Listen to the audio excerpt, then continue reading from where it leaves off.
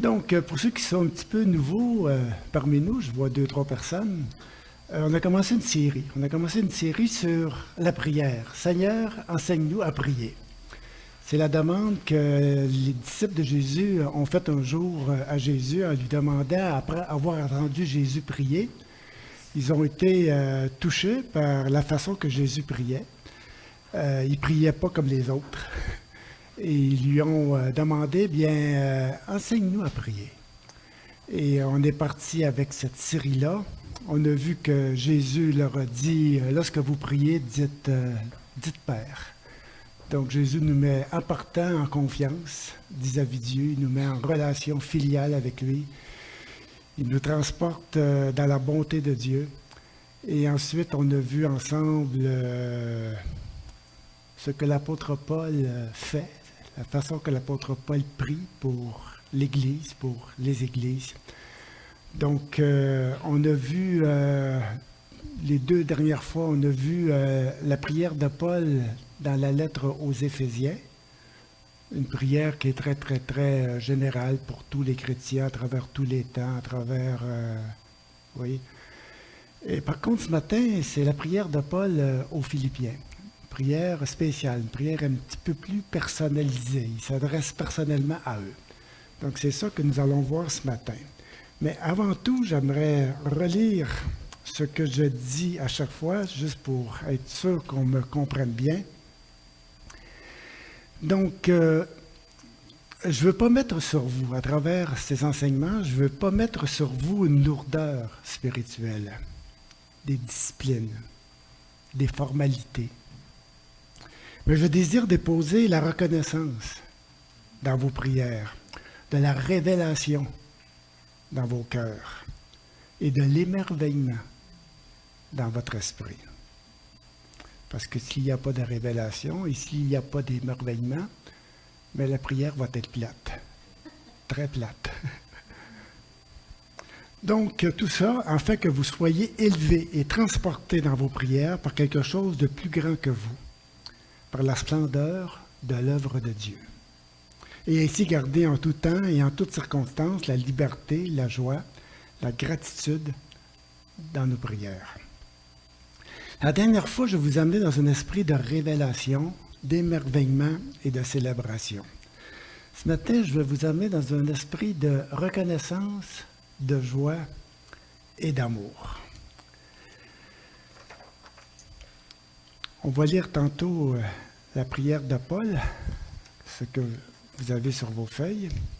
Mais avant, j'aimerais tout simplement mettre un petit contexte à cette prière-là.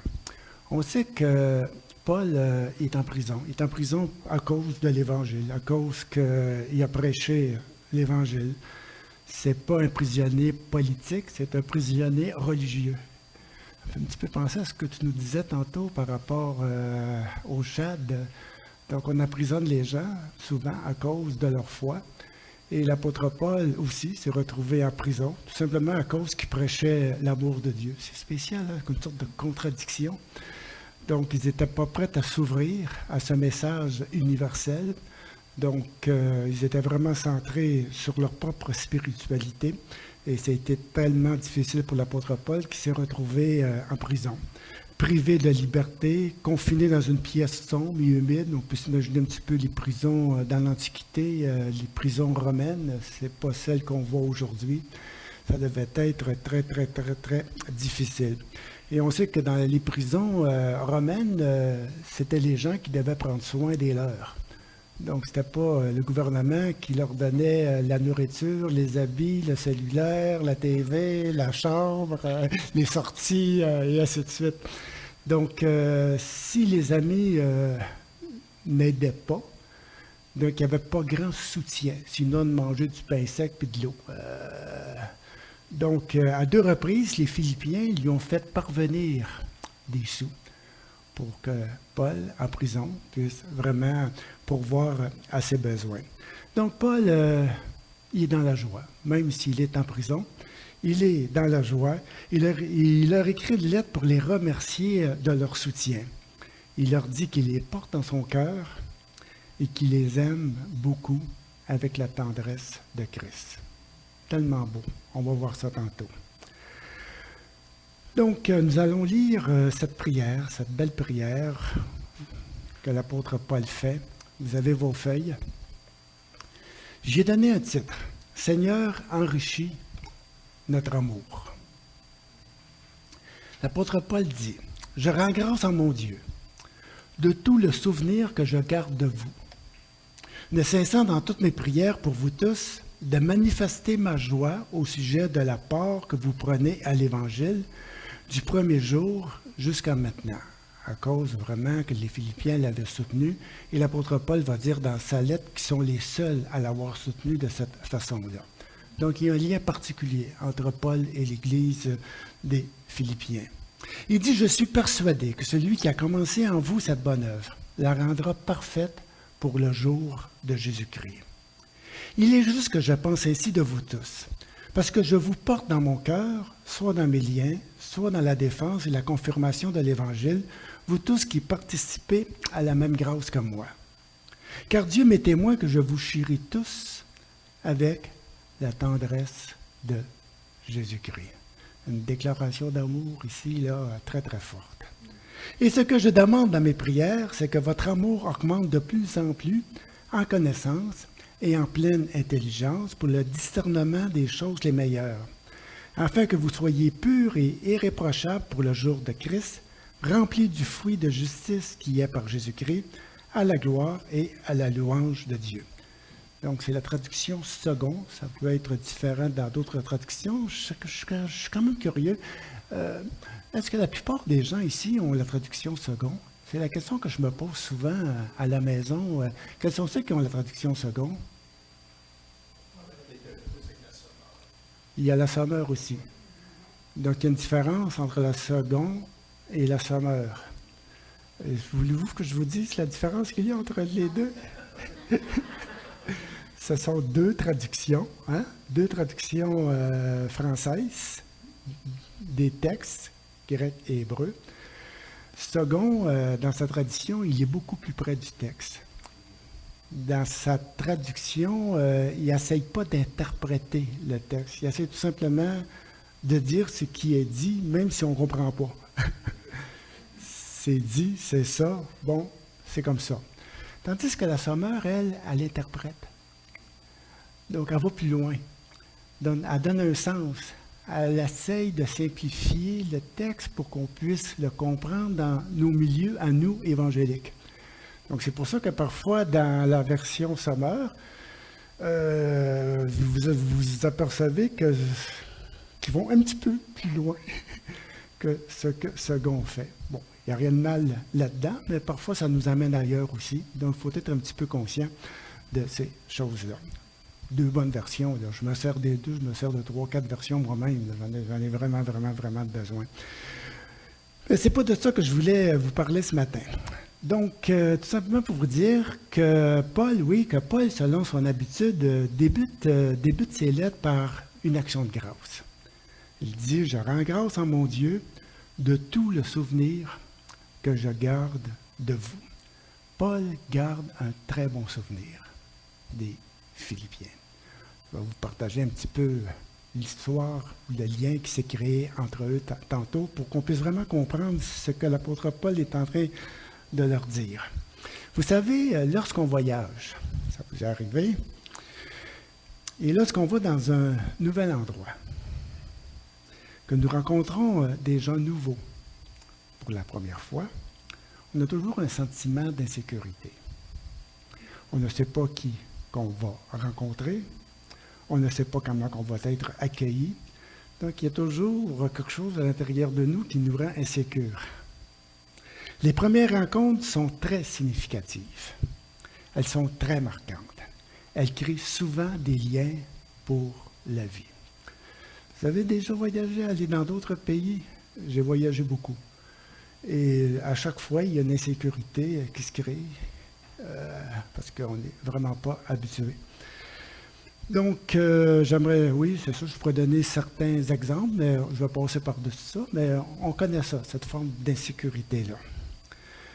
Paul a gardé un très bon souvenir des gens qui l'ont accueilli, qui ont pris soin de lui, qui l'ont soutenu.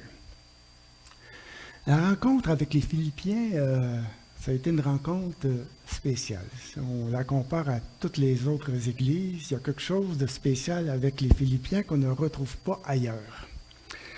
Luc, dans le livre des Actes, nous dit que Paul, une nuit, il a rêvé. Puis dans son rêve, il y a eu un Macédonien. La Macédoine, c'est une province romaine au-dessus de la Grèce. Il y a un Macédonien qui l'a invité à passer par chez eux pour prêcher l'Évangile. Donc, Paul s'est rendu avec son ami Timothée dans cette ville, la ville de Philippe. Une ville de Philippe, vous savez pourquoi que la ville s'appelle Philippe? Qui est Philippe? Philippe, c'est le père d'Alexandre le Grand. Ça vous dit quelque chose, Alexandre le Grand? Le grand empereur grec qui a vaincu le monde vers l'an 300 avant Jésus-Christ. Donc, son père a fondé la ville et il l'a appelée de son nom. Et la ville porte le nom, la ville de Philippe. Philippe II, son père. Donc, c'est une ville qui a été conquise par la suite par les Romains et c'est devenu une colonie romaine destinée, lorsqu'on parle de colonie romaine, c'est un territoire, c'est un endroit, c'est une ville qui sert à contrôler toute une région, tout un secteur. Les Romains, ils contrôlaient le monde à l'époque, donc il y avait vraiment des endroits qu'ils établissaient pour pouvoir vraiment contrôler le tout. Donc, à l'époque de Paul, c'est une colonie romaine destinée au contrôle du territoire. C'est une sorte de petite Rome avec ses magistrats et ses notables, régie par le droit romain.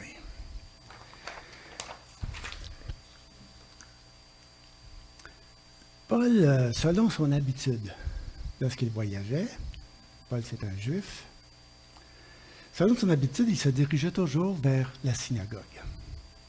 Un lieu d'accueil pour les voyageurs juifs. Vous savez, il y avait tout un réseau dans l'Empire, il y avait des synagogues éparpillées un petit peu partout, et les Juifs pouvaient vraiment voyager à travers l'Empire tout en étant sécurisés. Ils allaient d'une synagogue à l'autre, ils étaient accueillis en tant que Juifs. Et l'apôtre Paul, c'est un Juif. Donc c'est pour ça que dans le livre des Actes, Paul se dirige toujours vers la synagogue. Il est accueilli. C'est son terrain, il les connaît, on s'accueille les uns les autres, on prend soin les uns des autres. C'est la communauté juive qui est là et l'apôtre Paul, il est bien accueilli sur le moment, mais on sait qu'avec le temps, ça tourne mal souvent. Mais c'est ça. Donc, Paul, oui, selon son habitude, se dirigeait vers les synagogues. Cette fois-ci, il ne semble pas y avoir de synagogue. Dans la ville de Philippe. C'est une colonie romaine. Donc, Paul tourne en rond. Il cherche.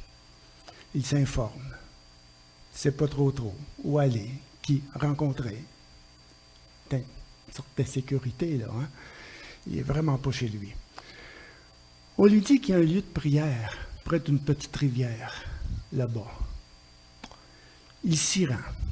Il trouve un groupe de femmes, des femmes juives, des femmes qui cherchent Dieu. Elles sont là, elles se réunissent là, le samedi. 10 femmes, 12, 20, on ne sait pas, 5, on ne sait pas trop. Parmi elles, il y a une femme qui est vraiment spéciale, elle s'appelle Lady. Lady, c'est une commerçante, une femme riche, une commerçante de tissus de luxe de la ville de Thyatire en Turquie. Elle a un bureau de vente dans la ville de Philippe, une colonie romaine. Et les Romains sont friands de tissus de luxe, surtout la pourpre. La pourpre, c'est un vêtement qui est rouge, c'est le vêtement que les dignitaires portent. Donc, elle a son magasin, elle a son comptoir, il y a des femmes qui travaillent pour elle, et ainsi de suite. Donc, Paul s'y rend, oui. Et Paul, comme son habitude, il s'est vraiment assis avec ces femmes-là et il a commencé à leur partager l'Évangile de Christ, ainsi de suite. La Bible nous dit qu'elle écoutait attentivement. Et tout à coup, son cœur s'est ouvert. Et elle a accepté le message que Paul lui adressait en ce qui concerne le Christ. Quelle transformation! La Bible nous dit qu'elle fut baptisée, elle et toute sa famille. Et lorsqu'on parle de la famille à l'époque, c'est beaucoup plus que papa, maman, puis les 2, 3 petits-enfants. C'est vraiment les gens qui travaillent aussi pour elle. C'est ça qu'on appelle la grande famille. Donc, en réalité, après avoir été baptisée, elle demande à Paul, « As-tu un endroit où demeurer? » ainsi de suite. Paul lui dit non, on tourne en rond, il ne sait pas trop. Mais elle dit, « Viens-t'en chez moi. » Grande maison, elle est riche, il y a de la place. Donc, les femmes commencent à se réunir chez elle. Il y a des réunions de prière. Paul est là. 1 semaine, 2 semaines, 3 semaines, 1 mois, on ne sait pas trop. Mais il y a un lien qui se crée là. Il y a un lien profond. Et ces femmes-là, vont vraiment fonder l'Église dans la ville de Philippe. Une Église fondée par des femmes. C'est spécial. Il va y avoir le geôlier de prison qui va se convertir plus tard et d'autres qui vont se rajouter à l'Église. Mais à la base, là, ce sont des femmes qui sont là. Et Paul a un lien vraiment spécial avec elles. Donc, sa maison devient le lieu de la première communauté chrétienne. Et Paul, ainsi de suite, a toujours gardé un très bon souvenir de son séjour parmi les Philippiens, de ses rencontres à la petite rivière, de ses soupers, de ses soirées, autour de la table, dans la maison, avec ses femmes, avec l'Église. Ils ont partagé, ils ont lu les Écritures, ainsi de suite. Il en garde un très, très bon souvenir, qu'il dit. Et lorsqu'il prie pour eux, il dit qu'il est rempli de joie. C'est ça qu'il dit, hein? Ne cessant dans toutes mes prières pour vous tous de manifester ma joie au sujet de l'apport que vous prenez à l'Évangile depuis le premier jour qu'on s'est rencontrés jusqu'à maintenant. Il ne cesse de manifester sa joie. C'est quelque chose de pouvoir manifester sa joie dans la prière. Vous savez, je vais le dire ainsi, parce que c'est mon expérience aussi. Comment le dire, sans vraiment blesser personne, mais parfois nos prières sont inspirées plus par la souffrance, par la maladie, par le négativisme, ça va mal, ça va pas. Et nos prières sont souvent inspirées par ça. Je me souviens, lorsque j'étais pasteur à l'église de Sainte-Thérèse, il y avait des réunions de prière régionales. Et lorsque j'allais dans ces réunions de prière, après avoir partagé un peu, on demandait aux pasteurs, aux gens, on demandait des sujets de prière. Et là, pendant une demi-heure, une sorte de litanie de souffrance. Des besoins, des besoins, des besoins, des besoins, des besoins, des besoins, des besoins, des besoins et des besoins. Où était la joie? J'ai rien contre les besoins. J'ai rien contre la prière parce qu'en réalité, on vit dans un monde souffrant. Et la souffrance, elle a vraiment sa place. Mais lorsque la souffrance prend le dessus sur la joie, il y a un problème. Il y a un sérieux problème. Et dans mon cas, c'est ça qui est arrivé. C'est que ça a été vraiment une sorte d'épuisement en ce qui concerne les choses de Dieu, les choses spirituelles. J'ai comme sombré dans une sorte de dépression. C'était du négativisme. Rien ne fonctionnait. Et l'apôtre Paul aurait pu aussi tomber là-dedans. Il est en prison, ça va mal. Dans l'Église, il y a des tensions. On va les voir tantôt. Il y a des tensions, il y a des chicanes. Il n'est pas heureux de ces choses-là. Il va le dire lui-même à travers sa lettre. Mais il est rempli de joie. Il voit les belles choses. Puis il est capable de les faire ressortir, les belles choses. Il est capable de les mettre de l'avant. Puis il dit, lorsque je prie pour vous, je ne cesse, il dit, écoutez, c'est fort qu'il dit, il dit toutes les fois. Il dit, le souvenir, il dit, dans toutes mes prières, pour vous tous, je ne cesse de manifester ma joie. Ça prend ça dans l'Église, ça prend ça dans une vie chrétienne. Un endroit pour vraiment dire notre joie, de la partager, cette joie-là. On a besoin d'être encouragé, on a besoin de voir les belles choses. Il se passe des belles choses. Il se passe des belles choses dans le cœur des gens, il se passe des belles choses dans votre Église. Et ces choses-là méritent d'être mises de l'avant et aussi de prendre le temps de manifester notre joie. De prendre le temps, pas prendre un petit 5 minutes pour dire « Oh, c'est la joie », puis prendre une demi-heure pour après ça pour... Est-ce qu'on est capable de balancer un petit peu les deux? Afin de garder un esprit positif, afin de garder un esprit tourné vers les belles choses, pour qu'on soit encouragé à aller de l'avant. Il y a beaucoup de chrétiens qui se découragent dans leur vie chrétienne parce que ça devient du négativisme. Ils n'en peuvent plus. Ils lâchent. Pas trop l'Église. Ça va mal. Ça va tout le temps mal. Hein? C'est la maladie, c'est la souffrance, les chicanes, hein? Pourtant, il y a des belles choses. Des belles choses. Donc, ça vaut la peine de les mettre là. Et c'est ça que l'apôtre Paul fait. Ensuite, tout simplement pour vous dire que Paul, il les rassure après. Il leur dit, « Je suis persuadé que celui qui a commencé en vous cette bonne œuvre la rendra parfaite pour le jour de Jésus-Christ. » Il les rassure. Vous savez, l'œuvre que Dieu a commencée chez vous, là, il va la terminer. Hein? Puis il va la terminer en toute beauté. Il va la terminer dans le sens qu'il va nous rendre semblables à l'image de son Fils. Ce que Dieu a commencé à faire, là, il va se rendre jusqu'au bout. Il dit, « Je suis persuadé. » C'est encourageant, ça, hein, lorsque quelqu'un, l'apôtre Paul les encourage comme ça. Il dit, « Je suis persuadé que celui qui a commencé en vous cette bonne œuvre la rendra parfaite pour le jour de Christ.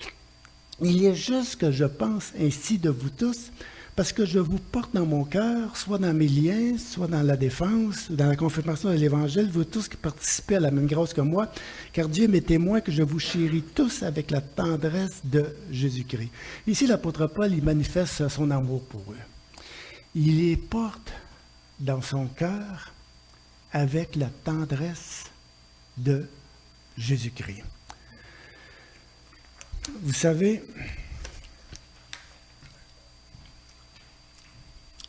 littéralement, la tendresse de Jésus-Christ. Si on le traduit littéralement, c'est avec les entrailles du Christ. Je vous chéris, je vous aime tendrement, j'ai beaucoup d'affection pour vous. Je suis très attaché à vous avec les entrailles du Christ. La version La Bible de Jérusalem traduit en disant « Je vous aime tous tendrement avec le cœur de Jésus-Christ. » Et comment que Dieu nous aime? Et comment le Christ nous aime? Il est mort à la croix pour nous. Il dit vraiment, c'est avec cet amour-là que je vous aime tendrement. Donc, Paul a manifesté sa joie, il a manifesté son amour. Maintenant, il va faire sa prière. Ça commence bien, hein? Reconnaissance, action de grâce, manifestation de joie, déclaration d'amour. Et c'est là qu'il va dire, « Et ce que je demande à mes prières », on peut passer à l'autre. « Et ce que je demande à mes prières, c'est que votre amour augmente de plus en plus en connaissance et en pleine intelligence pour le discernement des choses les meilleures, afin que vous soyez purs et irréprochables pour le jour de Christ, remplis du fruit de justice qui est par Jésus-Christ, à la gloire et à la louange de Dieu. » Lorsque je me suis arrêté sur ce texte-là, j'ai été porté à passer par-dessus le petit « et ». Et. Je ne le trouvais pas trop important, comme la plupart des gens font, hein, qui va vraiment s'arrêter à ce petit « et » là. Et pourtant, il est fondamental. Le « et » vient relier tout ce qui est dit avant, et il vient emphaser ce qui va se dire maintenant. Considérant que je vous porte avec la tendresse de Jésus-Christ, donc je lui demande, et je lui demande que. Sa prière, elle est basée essentiellement sur son amour qu'il a pour eux. C'est son amour qui le porte à faire cette prière aux Philippiens qui aiment tendrement avec le cœur de Jésus-Christ. C'est une très belle prière qu'il fait. Avant d'aller plus loin, j'aimerais tout simplement dire qu'il y a deux façons de la lire, cette prière-là. Si vous lisez dans les commentaires, là, et même dans vos Bibles, la Bible de Sommer a pris une tangente, d'autres Bibles ont pris une autre tangente, et on a tout simplement essayé de comprendre certains mots, certains termes, qui peuvent parfois nous paraître un petit peu étranges. On va passer à l'autre diapositive. Connaissance, pleine intelligence, pure, irréprochable, fruit de justice. De quoi l'apôtre Paul parle-t-il? Donc, dans un premier temps, j'aimerais dire que l'apôtre Paul ne prie pas pour qu'ils aient plus d'amour. Parce qu'ils y en ont de l'amour. Il n'est pas là le problème. Et ce que je demande dans mes prières, c'est que votre amour augmente de plus en plus en quoi? En connaissance et en pleine intelligence. Connaître, savoir, être perspicace à la façon de percevoir les choses, de comprendre les choses, d'analyser les choses. Vous savez, parfois on dit que l'amour rend aveugle. Et parfois, au nom de l'amour, au nom de la passion, au nom du sentiment, on fait les mauvais choix. On est transporté par une émotion, on est transporté par un sentiment qu'on croit bien. Mais cet amour-là doit être enrichi. Cet amour-là doit être bonifié. Il doit être bonifié de connaissance et d'une pleine intelligence. Et c'est de ça que l'apôtre Paul croit que les chrétiens ont vraiment besoin. Ce n'est pas juste une question d'aimer, c'est une question de bien aimer. Comment aimer? Qui aimer? Quoi? Donc, il y a une question de connaissance, une question de savoir, une question vraiment de comprendre quelque chose. C'est la raison qu'il donne pour le discernement des choses les meilleures. Donc, il y a des choses qui sont moins bonnes, puis il y a des choses qui sont mieux, puis il y a des choses qui sont très bonnes. Donc, il y a un discernement. Et l'amour, parfois, n'est pas capable de discerner. C'est drôle à dire, hein? L'amour, parfois, c'est un sentiment qui va de droite à gauche. C'est une passion. Hein? On aime, on n'aime pas, on aime plus, on aime moins, on n'aime plus, on aimait. C'est comme ça l'amour. Hein? Donc cet amour-là doit être bonifié, enrichi en connaissance et en pleine intelligence pour pouvoir discerner les choses les meilleures. Et le but, c'est en fait que vous soyez purs et irréprochables pour le jour de Jésus-Christ. Purs et irréprochables. De quoi parle-t-il? Donc, c'est sûr qu'on serait porté à dire qu'il parle de la moralité, d'être pur, d'être sans péché, d'être irréprochable. Mais ce n'est pas de ça qu'il parle. Il faut vraiment le lire à travers toute la lettre. Et là, ce qu'il parle de pureté, il parle de pureté surtout parce que l'expression ou le mot qu'il prend, c'est lorsqu'on prend un verre d'eau. Un verre d'eau, il est propre ou il n'est pas propre, il est clair, l'eau est claire ou l'eau n'est pas claire, l'eau est limpide ou elle est brouillée. Donc il dit, afin que vous soyez purs, et ça on peut, je vais y revenir tantôt, on peut l'interpréter de deux façons, dans le sens, à travers, on peut l'interpréter en ce qui concerne les relations interpersonnelles, d'être vrai et honnête, d'être pur, d'être vrai et honnête dans nos relations interpersonnelles. Comme qu'on peut le voir en ce qui concerne la foi, d'avoir une foi pure, d'avoir une foi qui n'est pas embrouillée, une foi qui est claire, une foi vraiment là, qui voit clairement les vraies choses. Donc, vous allez voir tantôt, ce qu'on va lire, là, le sens que ça peut prendre d'une traduction à l'autre. Il est en train de checker avec la version Sommer. La version Sommer, elle a pris... C'est la même chose? Je ne suis pas sûr de ça, moi.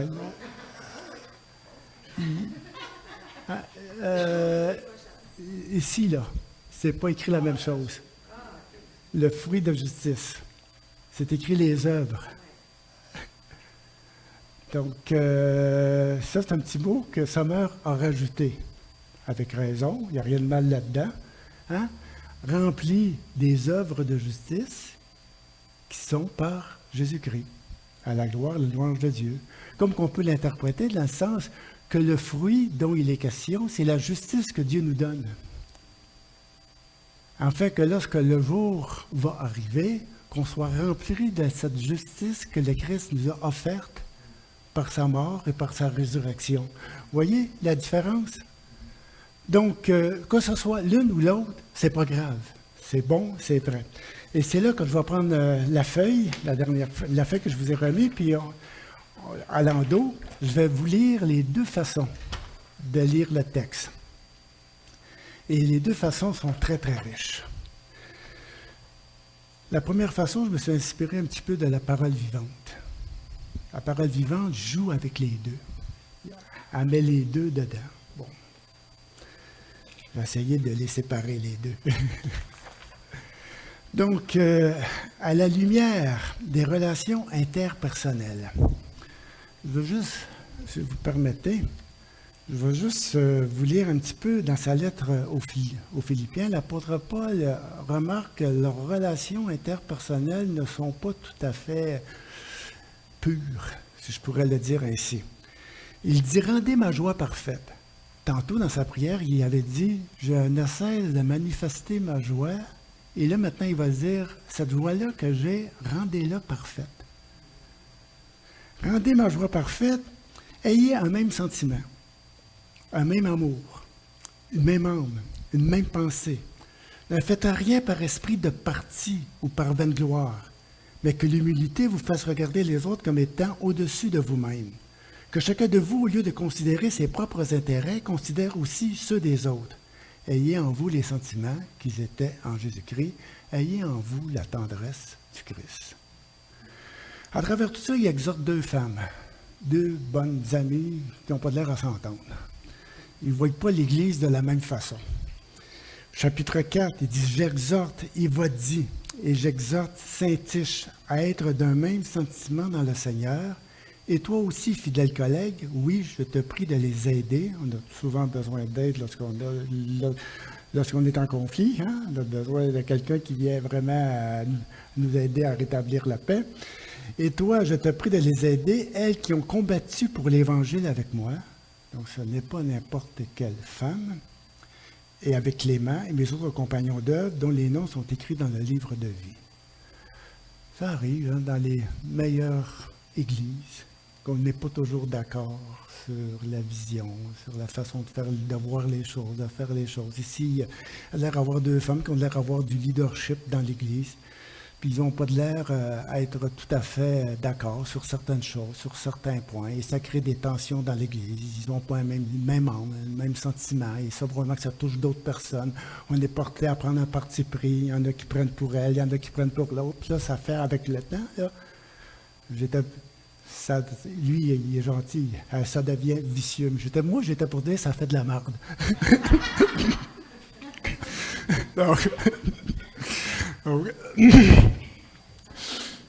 Donc, ça, c'est le problème qu'il y avait.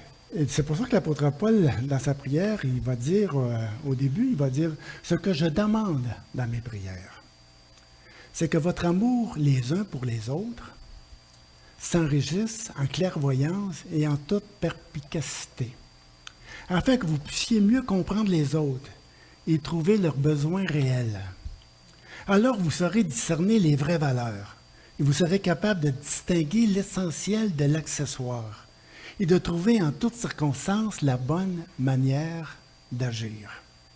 Un tel discernement vous rendra vrai et honnête dans vos relations, sans motivation douteuse cachée. Ainsi, vous parviendrez au jour du Christ sans avoir causé la chute d'autrui, chargé d'œuvres justes, ce fruit que Jésus-Christ aura produit en vous. De cette manière, vous ferez honneur à Dieu qui sera loué à cause de vous. Une belle prière. C'est une façon de lire le texte. Il y a une autre façon de lire le texte. En partant de la lettre aux Philippiens, l'apôtre Paul va parler des hérésies, qu'il y a des gens qui enseignent de fausses doctrines. Donc, au chapitre 3, il va dire « Prenez garde. Prenez garde aux mauvais ouvriers. Prenez garde aux faux circoncis. Il y a toute une question de religion en arrière de tout ça. Ces gens qui mettent leur confiance dans leurs propres avantages religieux. Et l'apôtre Paul va dire que ses propres avantages religieux, j'en ai déjà parlé ici, il les a mis complètement de côté pour saisir l'essentiel. Il a fait le partage entre ce qui est accessoire et ce qui est essentiel. Et il va dire, et même je regarde toute chose comme une perte inutile à cause de l'excellence de la connaissance de Jésus-Christ, mon Seigneur, pour lequel j'ai renoncé à toutes ces choses, et je les regarde comme de la boue afin de gagner Christ et d'être trouvé en lui, non avec ma justice personnelle, celle qui s'obtient par la foi, celle qui s'obtient par la loi, mais avec celle qui s'obtient par la foi en Christ. Et il va dire un petit peu plus loin, il va dire, je cours, oui, un instant, je vais retrouver l'endroit. Il dit, je fais une chose, oubliant ce qui est en arrière et m'apportant vers ce qui est en avant, je cours vers le but sans trébucher pour remporter le prix de la vocation céleste en Jésus-Christ. Tantôt, j'ai oublié de vous dire que le mot irréprochable, littéralement, veut dire sans scandale. C'est le mot que Paul emploie dans Corinthiens pour dire de faire attention de ne pas être une pierre d'achoppement pour les autres. Ça n'a rien à voir avec la moralité, là. Ce que l'apôtre Paul demande aux chrétiens, c'est qu'ils ne chutent pas en chemin. Et puis qu'ils ne fassent pas chuter les autres en chemin. L'apôtre Paul dit, je cours vers le but sans chuter. Regardant la connaissance de l'excellence de la connaissance de Jésus-Christ comme étant vraiment l'essentiel, ce qui est important, ce qui est le meilleur. Donc, si on lit dans cette pensée-là, on va lire la prière, on devrait lire dans cette prière, ce que je demande dans mes prières, c'est que votre amour pour l'Évangile, donc tantôt, on a vu que votre amour les uns pour les autres. Parce que le problème, c'est qu'on ne définit pas, le texte ne définit pas de quel amour qui parle. Donc, tu peux jouer sur un bord comme sur l'autre. Donc, ce que je demande dans mes prières, c'est que votre amour pour l'Évangile s'enrichisse d'un savoir et d'une faculté à bien percevoir les choses, afin que vous puissiez mieux discerner l'essentiel, c'est-à-dire l'excellence de la connaissance de Jésus-Christ, afin que vous ne soyez pas brouillés et altérés dans votre foi. Ainsi, vous parviendrez au jour de Christ sans tomber en chemin, ni causer la chute d'autrui, porteur de ce fruit qu'est la justice offerte par Jésus-Christ à la gloire et à la louange de Dieu. Deux belles prières, hein? Deux beaux textes, deux belles prières. Ça fait un tout en réalité. On peut pas vraiment en choisir une pour l'autre. Il faut vraiment retenir les deux. C'est un très, très, très beau texte. Et selon différentes traductions de la Bible, certains ont penché pour une façon de lire, d'autres ont penché pour l'autre façon de lire. Mais peu importe, notre prière doit être celle-ci. L'autre diapositive. Père, enrichis notre amour de clairvoyance et de perspicacité. Enrichis notre amour pour que pour que nous discernions les choses les meilleures pour les frères et les sœurs dans la foi. Que ce soit au niveau relationnel ou que ce soit en ce qui concerne l'Évangile, la justice offerte par Jésus-Christ, qui est la chose vraiment essentielle, la meilleure, peu importe. Seigneur, Père, enrichis notre amour en tant qu'Église, en tant que communauté. Enrichis notre amour pour que nous soyons capables de discerner ensemble, en Église, les choses les meilleures pour les frères et les sœurs dans la foi. On va faire une petite parenthèse ici, parce que j'en ai déjà parlé avec certains, même ici. Il est triste. Dans les églises, dans mon église, là où j'étais, dans les églises, là où j'ai passé, de voir des gens qui ont chuté, de voir des gens qui ont été enfargés dans leur marche, pour différentes raisons. On ne les a pas traités avec amour. On les a traités avec un jugement. On les a traités avec des règles. On les a traités avec des lois. On a exigé, on a poussé. Et ces gens-là, en cours de route, ils ont trébuché. Ils ne se sont pas rendus. Puis il y en a des centaines, et des centaines, et des centaines. Je parle avec des chrétiens. Vous parlez avec des chrétiens. Je parle des chrétiens qui ont abandonné le Seigneur depuis 1 an, 10 ans, 20 ans. La grosse majorité sont blessés. Blessés profondément. Là.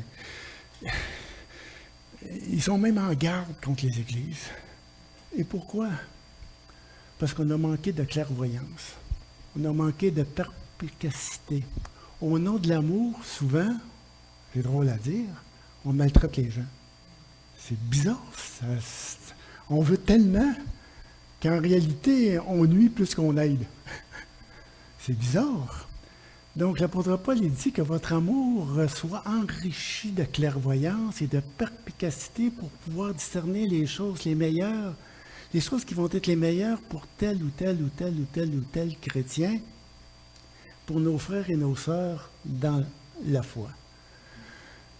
Donc, c'est ma prière, c'est notre prière. Seigneur, enrichis notre amour. Même là, je prie pour moi-même parce que je ne suis pas toujours ce que je devrais être dans mes façons de traiter les autres. Souvent, j'ai fait des gaffes. Est-ce que j'en fais encore? Peut-être, des fois inconsciemment. Je ne sais pas. On veut bien faire, puis en fin du compte, on se rend compte qu'on a parfois blessé sans vouloir, mais on a manqué de clairvoyance, on a manqué de tact. Hein? On n'a pas su être patient. L'amour est patient. On n'a pas su attendre, on n'a pas su écouter, on n'a pas su marcher à côté. On a plutôt poussé. Et en poussant, il s'est enfargé. Puis en s'enfargeant, il est tombé. Puis il a quitté. Et c'est ça qui arrive souvent. Donc, c'est une belle prière que l'apôtre Paul nous laisse. Qu'elle soit notre prière, qu'elle soit votre prière, oui, qu'elle soit la prière de l'Église. Donc, je vous laisse avec ça. Merci beaucoup.